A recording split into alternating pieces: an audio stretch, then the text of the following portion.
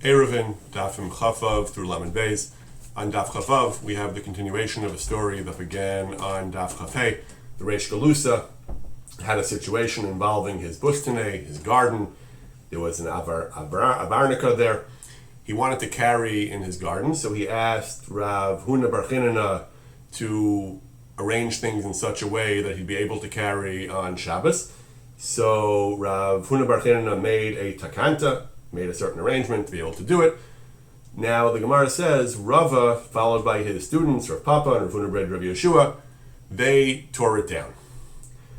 Now, why did they tear it down? So Rashi brings two explanations.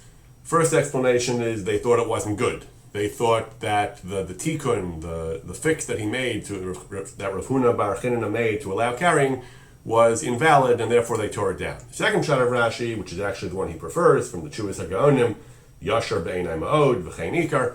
The second shot is that they tore it down because it wasn't necessary. They thought that even without the tikkun, carrying was permitted. Considering the first idea of Rashi, though, that they tore it down because they thought it was invalid, this raises a general question. If there's an Eruv that you feel is not valid, you're convinced is not valid, other people think it is valid, is that what you should do? Should you destroy the Eruv because you think it's not valid? So, Rav Hershel Schechter, more than 30 years ago, published an interesting article. He wasn't discussing destroying the Eruv, he was discussing, let's say a Rav comes into a community and there's an Eruv that was established by his predecessor, and this Rav thinks that the Eruv is not valid, either because of his own opinion, he's a posek and he feels the Eruv is not valid, or the teachings of his teachers that he follows, the Eruv is not valid. Does he have to object? Does he have to tell the people in the city that you can't use this Eruv?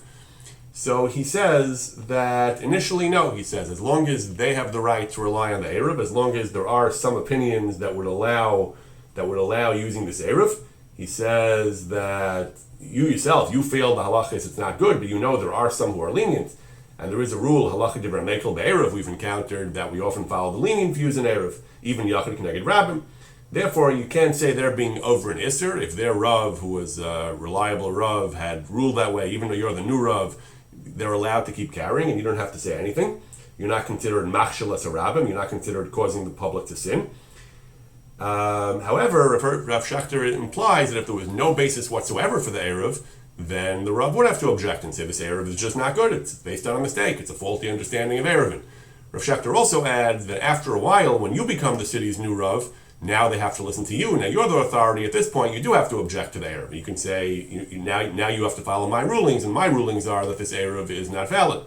And you can't be the one responsible for the Eruv. But at least when you just come in and they're still relying on the old Rav, and they're not considered your students yet, your disciples who have to follow you. So if insofar as the Eruv is based on a valid shita, then even if it's a minority shita, you can let them carry. But he seems to imply that if it's not based on any valid shita, you would have to object. Doesn't say whether that extends to vandalism. There are actually other reasons why some poskim suggest that you don't have to object to someone using a faulty Eruv. They discuss things like where the Eruv came down on Shabbos, where Mikra din, if the Eruv comes down, you have to stop carrying. But the poskim propose various reasons why people could still continue to carry, either because of the idea of misasek. If someone does a malacha on Shabbos, doesn't even realize it's a malacha, doesn't know he's doing a malacha. Not that he doesn't know the halacha, but he doesn't realize that what he's doing, he doesn't understand the physical nature of what he's doing. That's misasek. If he doesn't know there's no Eruv, he doesn't think he's carrying. He thinks he's carrying inside an Eruv. Some say misasek is still aser, even though it's not a chiyuv chatas, but others say misasek is not an aver at all. So some argue that if the Eruv came down, it's a question of misasek. Others mention the opinion of the Nesivos. The Nesivos says that an Isser D'Rabbanan, unlike with regard to an Isser D'Oraisa, an Isser D'Rabbanan, b'shogeg, there's no Isser at all. Isser D'Oraisa b'shogeg, you have to bring a Karban Chatas, it is an Avera. Isser D'Rabbanan, the Nesivos says, b'shogeg, there's no Isser. So insofar as the area your Eruv was made is a Rishus Rabbin D'Rabbanan, or Carmelist, which it usually is, or you wouldn't be making the kind of Eruv we make, then according to the Nesivos, maybe you wouldn't have to tell people who keep carrying. Halach l'maisa, poskim in general recommend that, at least with people who will listen, you should tell them that the Eruv is down, they should stop carrying, although there are some who use these svaras, some misasek, and the Nesivos to say they're not really doing anything wrong, you don't have to tell them. Regarding vandalizing the Eruv, this Gemara indicates that if you feel strongly enough that the Eruv is not valid, Rava and his students felt themselves able to actually destroy the Eruv according to Rashi's first explanation because they felt it wasn't valid. On Daf Chav Zayin, the Gemara has a lengthy discussion about different types of food or food-related products, whether you're allowed to buy them with Maser Sheni. The Gemara is talking about salt and water.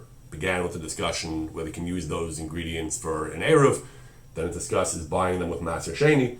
So the Gemara says, without any oil, just pure salt water, just salt and water, you cannot buy with Maser Sheni. So we're talking about whether that which we say you are allowed to buy with Maser Sheni is when there's oil mixed in. So the Gemara says if there's oil mixed in, then of course you can buy it. You can buy the oil with most Maser Sheni. So the Gemara says we're talking about Havla. You're paying money for the oil, but you're getting but the purchase really includes oil and salt and water as well. You're allowed to pay money for oil. You're not allowed to pay money of Maser Sheni only for food. You're not allowed to pay money for salt and water. So that's called Havla. The Gemara says, really? Havla is mutter? The Gemara says, yeah, Havla is mutter. It brings all kinds of drushes about buying cattle with their hides and sheep with their wool, and wine with its jars, and Taman Mishahechmitz, which is water with a little bit of grape flavoring in it. So this is the idea of Havla. What does Havla mean? Rashi says that you overpay for the oil because you want to get the salt water as well. So in practice, you're paying for the salt as well. But technically, the way you structure the transaction is that you're paying extra for the oil and you're getting the salt water. The Rach gives an example. The Reinu Chananel says that the oil would be worth only half an isar, half a certain coin, and you say I'll buy the oil for an isar, I'll pay double for it, and you'll throw in salt and water for free. That's how they explain the Havla of our Sugya. There is a differing view. There is a divergent view. Havla comes up in a number of areas throughout Halacha. It comes up in the context of Schar Shabbos. You can't pay a worker to work on Shabbos, but you can pay him for the whole week. And you can calculate $10 a day and give him $70 for the whole week, even though that includes Shabbos. That's called Havla. And over there, the Havla is a more powerful rule. There you can even pay, you don't have to say I'm paying you for the 6 days and Shabbos is thrown in free. You can say I'm paying you for the entire week at $70 for the whole week, even though the transaction clearly indicates that some of it is going to be for Shabbos. When it comes to the rule of Schar Shabbos, even that kind of Havla is okay. So the Gadol of Minsk, Rav Yerucham Yehuda Leib, the author of a number of Svarim, including the Yisron Ha'ar on Mishnayos, on his commentary to Maser Sheni, he has a question in our Gemara. The Gemara brings an entire Amud Beis of the Daf as extensive drushes about that you're allowed to do these kinds of havlas with bakar and the hide and sewn and the wool and so on. Why do you need drushes? He says we have other places in Shas that we allow havla. For example, lulav and esrog and shmita, where there's a problem with buying an esrog of shmita directly. The Gemara, in Sukkah, the Gemara says you can't pay directly for the esrog of Sukkah. So what you do is you pay for the lulav, and the esrog is being thrown in as a gift. So there's no pasuk for that. That's just a svara that it's havla. So why does our Gemara need so many? Why does our Gemara need? Why does our Gemara need psukim for all this? So the Gadol of Minsk says there are two kinds of havla. There's the kind of havla where you pay all the money for the thing that's mutter and throw in the other one as a gift. That is taka pasuk. That you don't need a pasuk. If you would do it like that, the way Rashi and the Rach seem to learn, he says you wouldn't need a pasuk. That's a svara. That works for sukkah, for lulav and esrog. That works in other areas of halacha. He says the reason you need psukim is because we want to do the other kind of havla, the kind of havla that you do in Shabbos. You explicitly pay money for both. You just roll it all into one transaction. And in Shabbos, you can say I'm paying you $70 for the whole week's worth of work. Even though you are paying for Shabbos, as long as it's in one broad transaction, that's okay. So the chiddush of Gemara is you can do that for the water and salt and oil as well. You don't have to say, apparently he doesn't acknowledge this, but he's apparently disagreeing with the Rach and Rashi. You don't have to say I'm buying the oil and I'm giving you the salt and water matana. That would be pashut. You wouldn't need psukim for that. You can even do the havla that works for Schar Shabbos, which may not work in other areas of halacha, may not work in the context of lulav and esrog. But here we have drushes that with Meiser Sheni you can even structure it as I'm buying the whole kit and caboodle, I'm buying the salt and water and oil all together for this price. Even that kind of havla is mutter in Meiser Sheni. Daf Chav Ches, the Gemara talks about kar. Kar is some kind of product of the palm tree. The Gemara says, what bracha do you make on it? Rav Yehuda says, bari pri ha'adama, you make ha'adama. Shmuel says, sha'akol niyeh b'dvaro. What are they arguing about? So the Gemara says that it's soft and edible in its early stage, but if it's left around, it'll become harder. The Gemara says, well, radishes are the same way. Radishes also eventually get hard, but you still make hadam on them. Shmuel had said that he held you that maybe he said you only make shehakol because they eventually get hard, but by the car. But radishes also get hard if you leave them around, and we still make hadam on them. So the Gemara says that no, there's a difference. That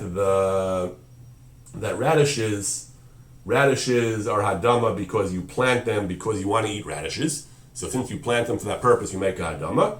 But this product of the date tree, you don't plant the date trees for these things. You plant the date trees for dates, and these things are byproducts. Therefore, since it's not why you plant them,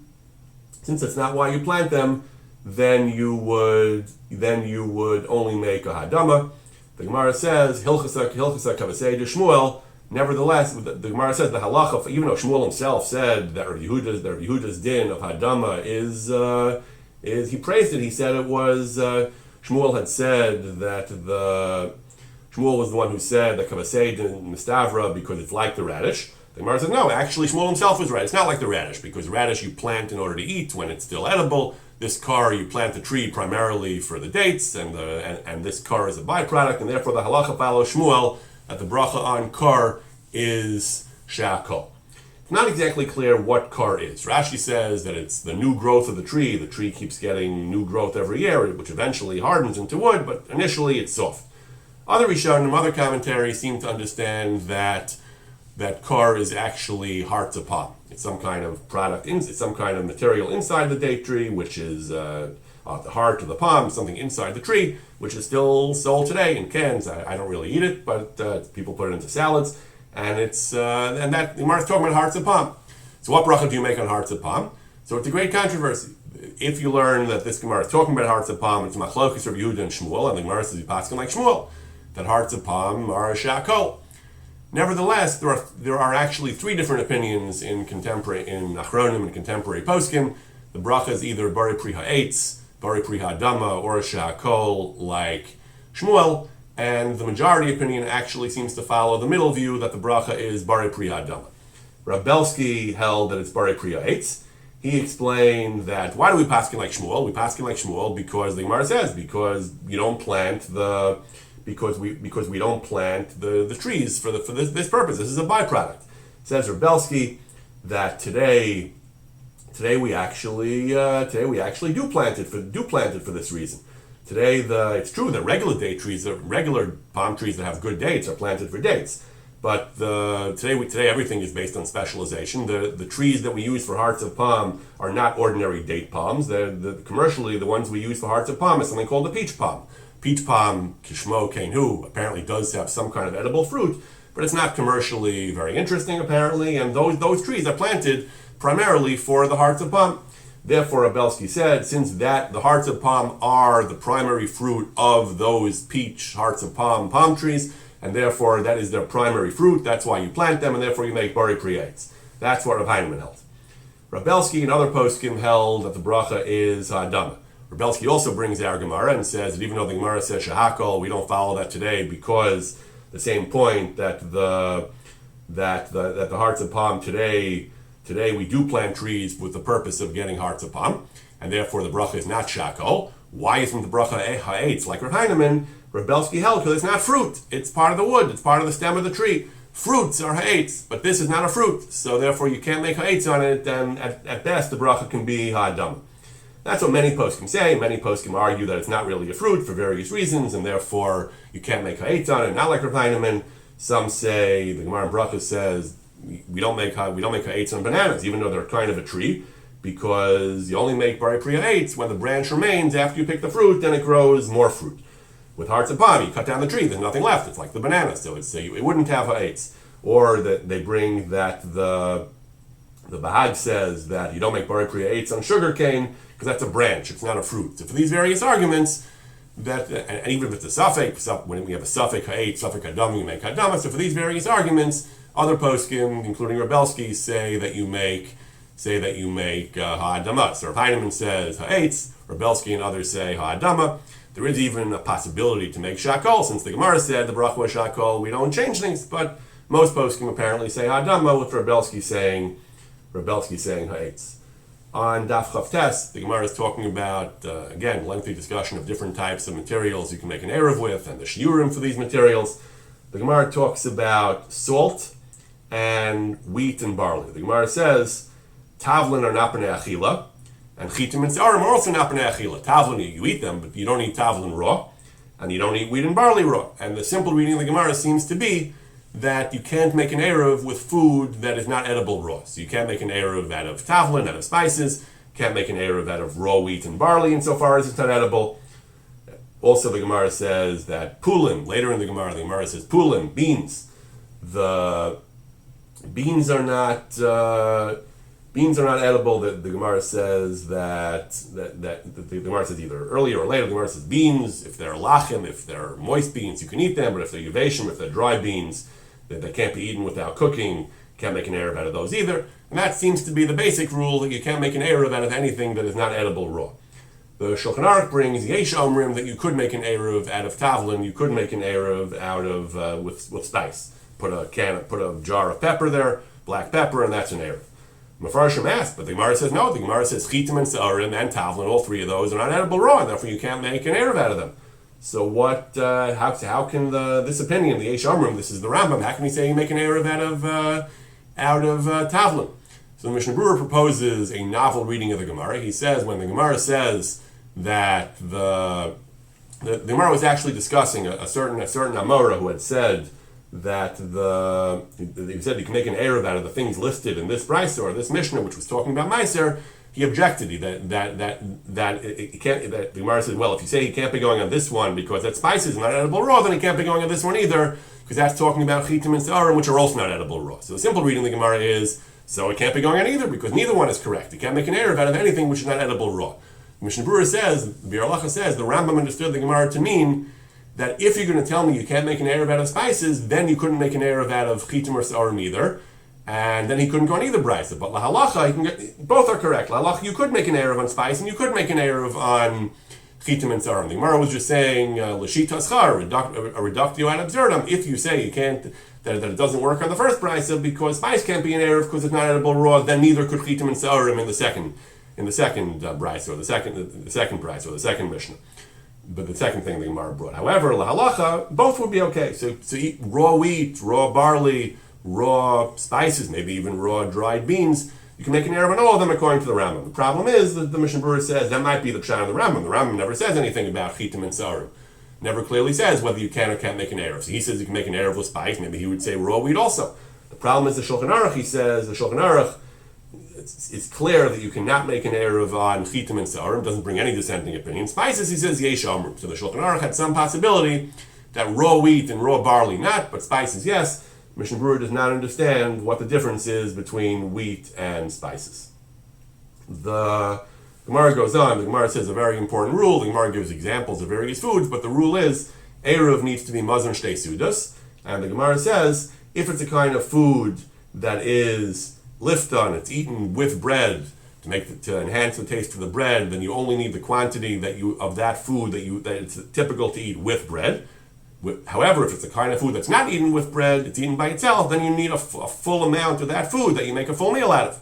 So things that are lifton, you need much smaller quantities. And this is the practical guidance when you ask how to make an eruv tumen. Recommendation is often peanut butter.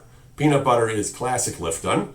You put it on bread. You need very little of it because how much do you need to put on bread? How much peanut butter do you need? The peanut butter is great. It's shelf stable. It sits in a jar for months or years. You don't have to worry about it going bad. You can use very small quantities of it. 2 sudas of peanut butter is really not that much. Even though you can't make a meal out of peanut butter by itself, I mean, some people do, but in general, peanut butter is typically eaten out of with bread, and it's lifton, and the amount of lifton that you need is a relatively small amount, only the amount that you would normally need with the 2 sudos of the primary material, which is bread.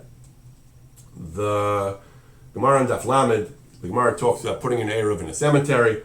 The Gemara brings machlokas tanoim, whether you can do that. The Chacham and Rabbi Yehuda. What's the issue? The Gemara says the question is, can you go inside a box? Can you go into the cemetery? You have to be able to access your eruv, or it's not a good eruv. So you can go in a box, inside a sheeted table migdal, a litter, some kind of other box. So what's the machlokas? The Gemara says, ohel zarek, an ohel that is thrown, an ohel that is moving. Is that considered a valid ohel to separate between you and the tumah? The Kohen wants the ohel to shield between him and the tumah, to interpose between him and the tumah, but it's zarek, it's moving. So Rabbi Yehuda, who says that the Eruv is valid, it says ohel zarek is shmei ohel, it's a valid ohel even though it moves and it separates between you and the tumah, and the Kohen is fine. And the Chalkim and Rabbi Yehuda say no, ohel zarek lo shmei ohel, and therefore it is a problem. Tosfos says that the whole machlok is ohel zarek shmei ohel or lo shmei ohel is only when it is munach, when it is stationary.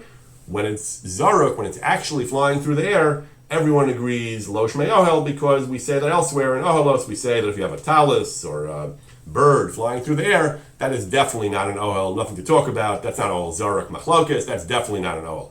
So ohel zarek is when the ohel is stationary.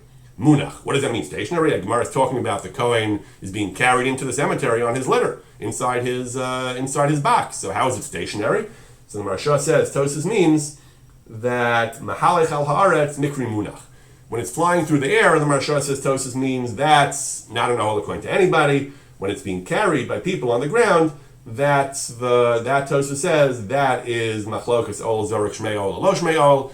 It seems that most poskim seem to paskin that ohel zarek lo shmei ohel, even in this case, even when it's being carried, we say lo shmei ohel. Certainly not the case where it's flying through the air. Ohel zarek lo shmei ohel. Shulchan Aruch Taka says that if you want to go into a Beis HaPras, which is Drabanan, then we rely on going in a migdal, but in a basic faras mamish, an actual cemetery, then we do not rely on going in a box. Mishnah Berurah explains that cemetery itself, there's no option of going in an ohel. A Kohen couldn't go in a box because Kaimalan ohel zarek lo shmei ohel.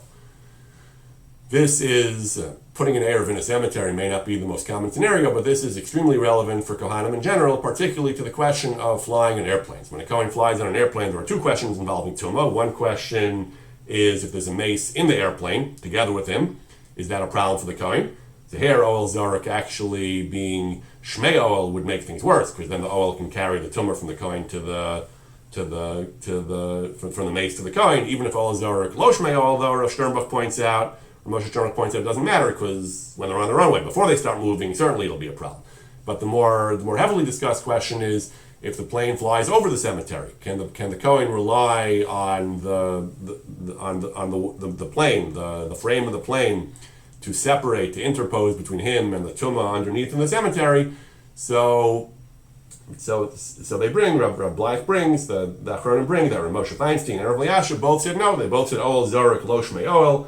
And therefore certainly according to Tosfos when it's flying, but in general, ohel zarek lo shmei ohel, and therefore they rule unequivocally, Rav Moshe and Rav Eliashiv, that a Kohen may not fly over a cemetery. There are a number of other issues involved in the plane, what materials the plane made out of, is it makabel tumah, and so on. We discussed some of them back previous share, but ohel zarek lo shmei ohel itself is a reason why, according to some of the Gedolei HaPoskim, the plane would not protect the Kohen when he flies over the cemetery. The Gemara on Daf Lamed Aleph discusses again discussing putting the Eruv in a cemetery. So the Gemara says that the Gemara discusses the question of mitzvahs lav lihanas nitnu, that besides the whole question of tumah and tara, the Gemara says there's another problem. You're not allowed to have hana from a kever. So is putting the Eruv there, is that called having hana from the kever? So the Gemara says machlokas tanoim again. So the Gemara says that it depends. It's machlokas whether you can make an Eruv tchumen only for dvar mitzvah, only to travel somewhere on a mitzvah for a mitzvah purpose, or you can make an Eruv l'dvar rishus for any reason. So if you say that ein ma'arvin el l'dvar mitzvah, the Eruv can only be made for a dvar mitzvah, then we say mitzvahs lav lihanas nitnu. Performance of a mitzvah does not constitute hana, and therefore there's no violation of the Isra hana. If you say ma'arvin l'dvar rishus, you can make an Eruv even for a dvar rishus, then you're having hana from the Eruv, you're having hana from the cemetery, and then it is a problem. The Rashash says, what does it help if you say ein ma'arvin el l'dvar mitzvah? then it's okay. The Gemara says you can make an Eruv in the cemetery because you're not having Hana because the Eruv is for a mitzvah lav lehanas ninu. Ask the Rashash, but some poskim paskin, the Ramah paskins, that once you make an Eruv for a Dvar mitzvah, you have to go b'mavakar cholam, you have to go to do some mitzvah. Once you make the Eruv can be used even for a Dvar rishus, even for other purposes than the mitzvah. So again, so what does it help? How can you put the Eruv in the cemetery because the Eruv has to be for a mitzvah purpose, but the Eruv will grant you the option of traveling for a mitzvah as well? So why isn't it still usher because of Hanar from the Kever? And he brings that the Gemara in Rosh Hashanah that discusses the sugya of mitzvah lav lehanas nitnu. The Gemara says that's only the mitzvah itself. If you have ancillary hana, for example, you're going to the mikvah. So going to being tovel in a mikvah, even if the mikvah is asur b'hana, you made a neder that the mikvah is asur b'hana, being tovel in the mikvah is considered mitzvah lav lehanas nitnu. But if it's a cold mikvah and it's a hot day and you're enjoying the refreshing cold water, then it's asur. So here too, what does it help if the Eruv is for a mitzvah? The Eruv is a mitzvah. The purpose of the Eruv is for a mitzvah. But if it has the ancillary benefit of giving you permission to do a dvar rishus, that should be asur, that should be hana. So the Gemara would seem to indicate, not like the Ramah, it would seem to indicate like an alternative view of Rashi that the Eruv, even after you make it, can only be used for dvar mitzvah. The truth is though that the Gedolei Achronim take another approach to the sugya. The Gedolei Achronim asked this question. They ask that forget the question of Shitas Ramah that once you make the Eruv you can do it even you can do even dvar rishus. They say, what mitzvah are we talking about? The mitzvah, the example Chazal give, the example is going to a Beis Evel or Beis Hamishta, going to a Sudas mitzvah, going to the Menachem Avel. So certainly in the Beis Hamishta, in a Sudas mitzvah, there is going to be food. There's going to be food anyway, they say there. So that's hana. So then even without the shita of the Ramah that you're allowed to do dvar rishus, anyway there's ancillary hana here from the Suda. Also, we have the shita of the Balamar. The shita of the Razah in Rosh Hashanah is that mitzvahs lav lehanas nitnu does not apply to mitzvahs d'Rabbanan. So these mitzvahs, going to the Beis Evel, Beis Hamishta, those are not mitzvahs d'Oraisa. So they should anyway be asur because of the hana of those mitzvahs, which are mitzvahs d'Rabbanan. We don't see mitzvahs lav lehanas nitnu. So the Shar Melech asked these questions. Maratz Chayes brings it. The Shar Melech says that we say that ancillary hana is asur and that mitzvahs d'Rabbanan are asur. That's only when the act you're doing itself directly, inherently involves these hanos. You're jumping into the mikveh, that's asur b'hana, and the cold water is refreshing. You're jumping into the water, and you're doing a mitzvah d'Rabbanan. But here, where these hanos, the physical hana of eating the food, is a grama, it's indirect, it's a secondary effect, you're making the Eruv. Tomorrow, later, you're going to go and eat the food. That's one step removed from the actual Eruv. That hana doesn't bother us. And the hana of the mitzvah d'Rabbanan, of the fact that it's only Drabanan doesn't bother us. The Eruv itself is mutter because the direct hana doesn't involve any physical benefit and is considered a mitzvah. The fact that there'll be secondary hanos, that according to the Shar Melech, those don't concern us at all. The Mishnah then says you're allowed to make an Eruv using Dmai. You can't make an Eruv out of food that's asur. We have different cases of food that's asur to some people and mutter to other people. So the Gemara talks about making an Eruv out of Dmai. Dmai is tvua that was bought from an Amaret. He tells you that it's Musar, he took off Maser, but we don't trust him. The Chacham made a Gzeir D'Rabbanan, you're not allowed to eat Dmai. The Gemara asks, how can you make an Eruv out of Dmai? It's lo chazile. So the Gemara says, well, it's chazi for aniyim. You're not an ani? The Gemara says you can mafkir your nechasim. Farashim asked, well, why can't you just say it's mutter for other people who are aniyim? That we had a machlokes earlier, whether you can ma'arev b'yayin, you can ma'arev, whether you can ma'arev for... It talks about the Nazir and Kohen. The Gemara brought discussions about this, about whether you can ma'arev using food that's mutter for some people and not others. But this Gemara asks, at least according to those opinions that are strict about this, the Gemara asks, if you're not an ani, how does it work? How can you be ma'arev b'dmai? So the Gemara says, because you yourself could eat the dmai. How can you eat dmai? If you're mafkir in a chasim and then you'd be an ani can eat dmai. But basic halacha is that the sugya revolves around the fact that aniyim can eat dmai. So even though the Chacham say you're not allowed to eat Dmai because there's a real concern, there's a Gzeira, even though Rov HaMeharetz are Maser, most are, some are not, the Chachamim waive that concern when it comes to Aniyim. This idea that the Chacham were more lenient on their Gzeira when it comes to Aniyim is at the root of a major discussion. In the 19th century, there was a tremendous discussion, tremendous debate about whether there was basis for being lenient for Kitnios on Pesach. Ashkenazim have an ancient Gzeira or Minha going back to the Rishonim that we don't eat kitnios in Pesach, we don't eat beans and different types of grain-like things. We don't eat them on Pesach, even though it's mutter garum midaraisa, it's gzeira for various concerns of chametz. Then they made a gzeira. The question was, things were often very difficult. People were poor. There wasn't a lot of food around. There was often a major perceived need to find leniencies for the gzeira of kitnios. The Shalom Eshev has a major tshuva on the topic. Can we be lenient for aniyim on kitnios? He explains the difficulty. He says that for many years the inflation, that food has become very expensive and the prices are terrible, and even rich people have had reversals of fortune. They can barely afford stuff, and getting kosher for Pesach wheat is very hard. And then there was an epidemic, a cholera epidemic, he says, and they couldn't harvest food properly in one particular year. So there were all these problems that it was very difficult to get kosher for Passover flour and matzah. So we wanted to find leniencies to be somech on kitnios, at least for poor people, to rely on kitnios. Alkein Nasati Alibi, he says, I wanted to investigate, maybe we can find some kind of heter. And his entire discussion revolves around this din. Machilim es aniyim d'mai, even d'mai, which Chazal, the Chachmei HaMishnah, made a gzeira that you can't eat d'mai, but they waived it for poor people who are in difficult situations.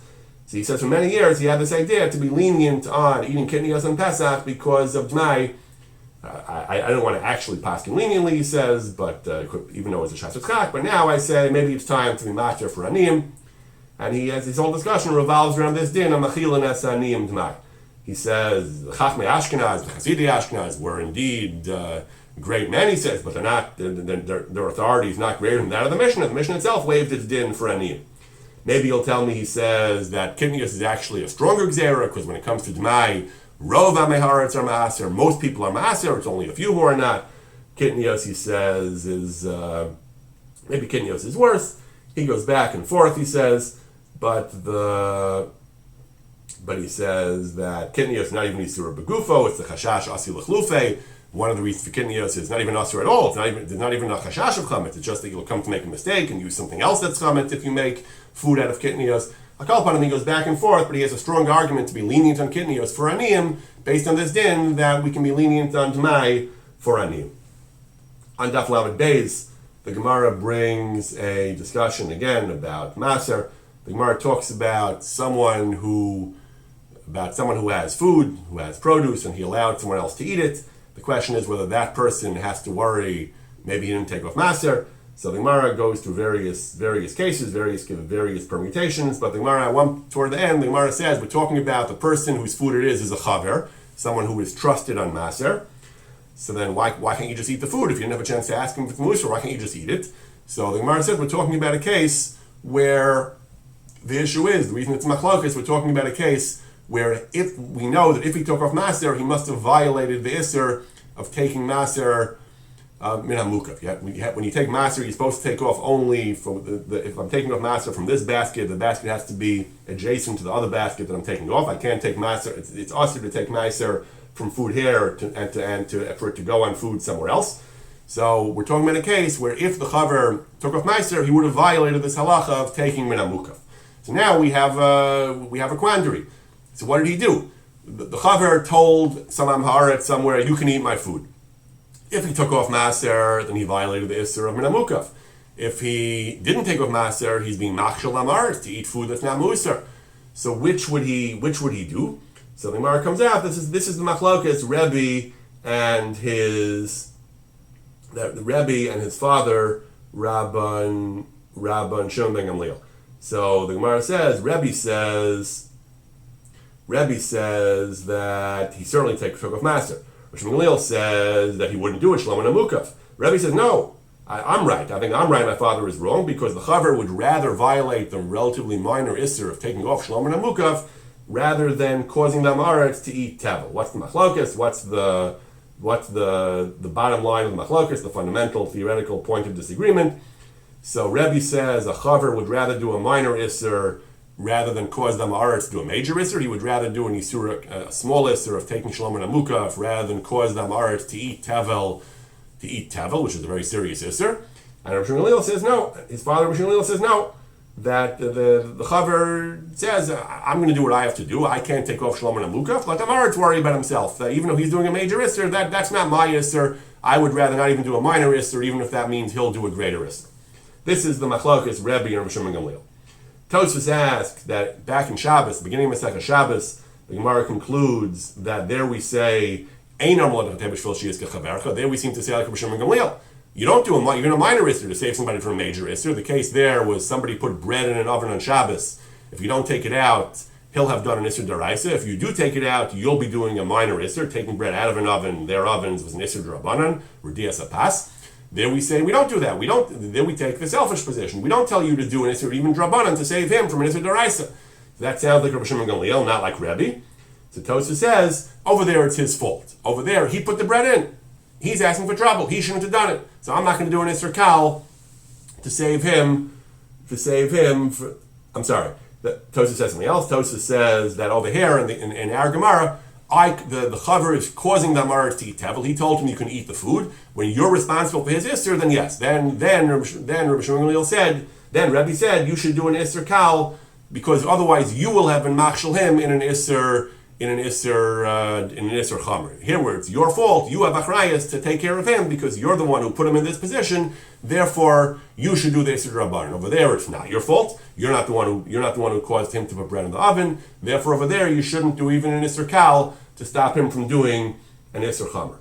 Then Tosfos goes on and has more questions. Back on the Gemara on Shabbos. The Gemara on Shabbos says that when it's not your fault that he's doing the Isser, you shouldn't do an Isser Kal. But there are numerous other Gemaras which indicate that you should.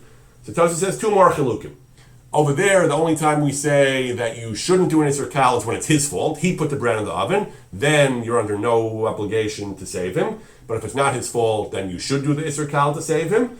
A second distinction, he says, is that for a mitzvah rabbah, for an ordinary mitzvah, you shouldn't do an Isser D'Rabbanan to save him from an ordinary Isser or to help him do an ordinary mitzvah. But for a major mitzvah, mitzvah D'Rabbim, then you should do an Isser Kal to enable someone else to do a mitzvah rabbah. So Tosfos has three distinctions. First, Tosfos says that if it's your fault he's doing the Isser, then at least if it's your fault you're doing the Isser, then at least the shita of some shitas hold that at least the shita of Rebbe in the Gemara says that when it's your fault you have an achrayas and you should do an Isser D'Rabbanan so that you shouldn't have caused him to do an Isser D'Oraisa. When it's not your fault, then we have the Gemara in Shabbos and Avdallah that says you should not do the Isser Kal, but even then when it's not your fault, some say that's only when it is his fault, then you shouldn't do the Isser, but if it's not his fault, one shot in Tosfos, then you should do the Isser Kal. Or Tosfos says for a mitzvah gedola to save somebody from a major Isser will be the same thing. The Achronim say then you should do the Isser Kal even when it's not your fault. This discussion comes to a head in a rather dramatic case of the Rashba. The Rashba has a tshuva that they were taking somebody's daughter, they were taking him out of a Jewish home on Shabbos, they were going to take her and raise her as a Christian in a nunnery or something, and she would grow up not keeping Torah. If you act right now, if you do something, it would involve Chil Shabbos, if you act right now, you can retrieve the girl, you can rescue her and stop her from being snatched away from religion and becoming a mumeris. So can you do that? But you would have to do an Isser. So the Rashba says, should you do an Isser, even an Isser Kal, to stop her from doing great Isurim? So the Rashba says, Hadaber Tzarech Talmud, but he says no. Because the Gemara in Shabbos says, you shouldn't do any Isser to stop somebody else from doing a major Isser. So even an Isser Chamer, even Chil Shabbos, so you shouldn't do even a minor Isser of Tchum, he says. Tchum Daraisa, certainly he says, but you shouldn't do an Isser, even an Isser Kal, in order to stop somebody else from doing an Isser Chamer. And what about our Gemara? Our Gemara brings the possibility that you should. That's because it's your fault. If you put the person in that position, then you do the Isser Kal, so then you take Truma Shalom and Amukaf to stop him from eating Tevel. But here, where it's not your fault, says the Rashba, you should not do an Isser, even though that'll mean forfeiting the opportunity to rescue her from doing major Isurim. That's how the Rashba paskins. At the end, he says, Hadaber Tzarech Talmud, he's not absolutely sure. So Tosfos says, the Beis Yosef says he doesn't think the Rashba is right, because look at the rest of Tosfos, he says. Tosfos does make this distinction between whether it's your fault or not, but he also makes two other distinctions. He also says that in a case where the first he says the only time that you don't say Chatei B'Shvil She'yizkech Chavercha is when it's that person's fault. Here it's not the girl's fault. The girl's a child. They're taking her away. They're going to raise her as a Christian. It's not her fault. So you should be, so according to that svara, you should do the Isser Kal to save her from a life of Christianity. Also, or he says, Va'od, according to the second shot, that for a mitzvah rabbah, we do say that you do a minor Isser to help somebody else do a major mitzvah. So according to that svara also he says, stopping someone from growing up non-Jewish and violating the Torah her whole life, that's certainly a mitzvah rabbah. So according to all the svaras of Tosfos, he says, it would follow that you would actually do an Isser Kal in order to save her from an Isser Chamer, and that's how he paskins in the Shulchan Aruch. If they're trying to snatch the girl on Shabbos, it's a mitzvah to do whatever you can, to Mechal Shabbos, even outside Gimel Parsos. Beis Din makes you do it if you want to be from. Beis Din will force you to do it, even if it is outside. Even if it is outside the tchum, and even if it's tchum deraisa, apparently, even if it's deraisa, you would do it. Passing like the Beis Yosef, you would do it in order to stop the girl from being taken away from religion and growing up her whole life. We passing like the Beis Yosef, not like the Rashba. Shulchan Aruch passing Shulchan Aruch and the Achronim passing like the Beis Yosef, not like the Rashba. The Mishnah Berurah explains that we follow the svara that since she wasn't Posheya, we follow that shot of Tosfos. Since she wasn't Posheya, you do an Isser Kal to save somebody else from a mitzvah rabbah, from an Isser, from a great Isser. Since she was not Posheya, you're going to do it even though it's not your fault, but since it's not her fault either, you will do the Isser Kal to save her from being taken away from religion. However, the Mishnah Berurah brings B'Shem V'Achronim, if it was her fault, then you should not be Mechal Shabbos, because then we do apply the rule that you don't say Chatei B'Shvil Sheyiske Chavercha. Even though there was another Pshat of Tosfos that says it doesn't depend on fault, it depends on mitzvah rabbah, it's still a mitzvah rabbah. It seems that Achronim go with that first bar of Tosfos, that if she's Posheya, then we will no longer do Isurim, even Isurim Kalim, to save her from an Isser Chamer, although the Mishnah Berurah brings an Aliyah Rabbah, that if it's only Isser Drabanan, then you'll still do it even if she was Posheya. So here the Shulchan Aruch passing now like the Rashba, if they want to seize the girl and take her away from the Jewish community, you will, if it's not her fault, even though it's not your fault, then you will do an Isser Kal, even an Isser Deraisa, to save her from a lifetime of irreligion, of not being a Jew. However, elsewhere in Shulchan Aruch, the Ramah paskins that if they want to force someone to do an Averi Gedola, even Averi Gedola, if they're going to force him to do it, you're not Mechal Shabbos to save him from doing the Averi. That's the Rashba basically. That sounds like the Rashba. That if they're taking the girl away, you're not Mechal Shabbos to save her. Why not? Here we pass like the Beis Yosef that if they want to snatch the girl away, you are Mechal Shabbos. There the Ramah says that we're not Mechal Shabbos to save somebody from doing an Avera, even Avera Gedola Ba'onis.